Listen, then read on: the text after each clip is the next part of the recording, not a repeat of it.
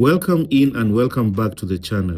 Today I'm seated in this 2012 Mercedes-Benz C-Class W204 version.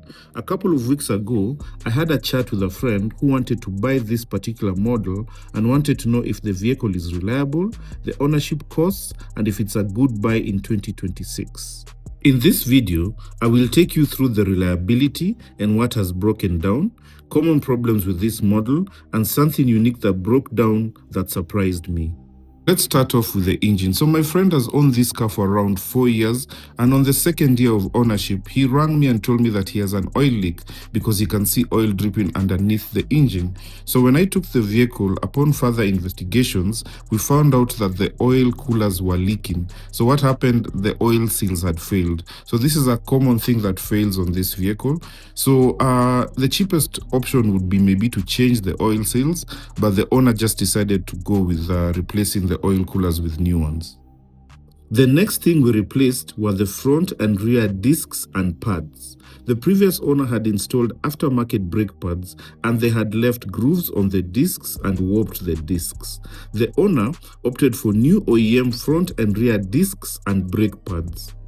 The owner also noted a noise coming from the rear left corner when driving on bumps and bumpy surfaces. Upon further investigations, we found out that the rear left strut or shock was leaking. We changed both rear shocks with new OEM shocks. As I mentioned earlier in the video, something broke down with this vehicle that normally doesn't fail in this vehicle. As my friend was driving the vehicle, error messages lit up on the driver's instrument cluster, notifying him that the ABS had failed and the vehicle automatically changed drive modes from comfort to sport. Upon further investigations, we found out that the angle sensor had failed. Now I thought this would be a simple fix like changing the faulty sensor for a new one and that would fix the problem, and I was wrong. This whole part had to be changed for a new one, and it cost around $460, and once we replaced and coded it to the vehicle error messages disappeared and the vehicle reverted back to the drive mode, which was comfort. Inside, the interior of the vehicle is in good condition for a 14-year-old car. The rear seats are in good condition. The front driver's seat required repairs as the bolster was worn out from use. Mercedes-Benz used faux leather or Artico, and though the trimmers did a good job replacing and fixing the worn-out part, you can't replicate the OEM leather. The interior is well built and there are no squeaks or rattles from a 14-year-old car.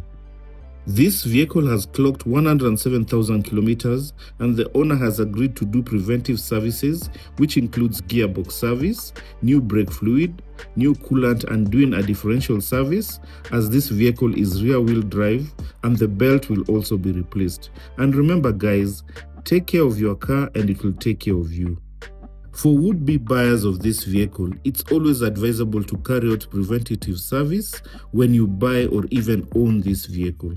Always carry out the recommended services as scheduled by Mercedes-Benz, which is service A or B. This vehicle is turbo assisted and the oil filter is unique to this vehicle. If you replace the oil filter with the aftermarket filter, it will eventually ruin your engine. So be careful and only use the original OEM oil filter. There are subtle differences between the OEM filter and the aftermarket filter. Subscribe.